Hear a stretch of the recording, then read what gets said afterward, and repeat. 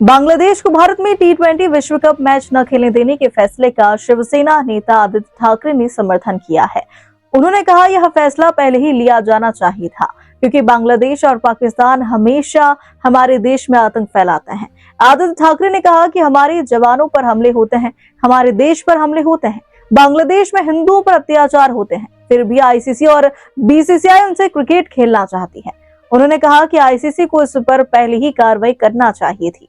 शिवसेना नेता आदित्य ठाकरे ने कहा कि बांग्लादेश को भारत में T20 विश्व कप मैच नहीं खेलने देना चाहिए, क्योंकि वे हमारे देश में आतंक फैलाते हैं।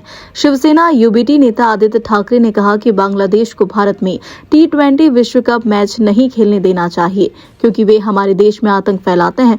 उन्होंने कहा यह फैसला पहले ही लिया जाना चाहिए था।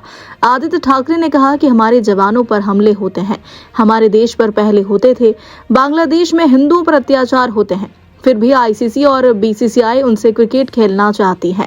उन्होंने कहा कि आईसीसी को इस पर पहले ही कार्रवाई करनी चाहिए थी। आदित्य ठाकरे ने कहा कि यह समय है जब हम अपने देश की सुरक्षा और सम्मान के लिए खड़े होना होगा।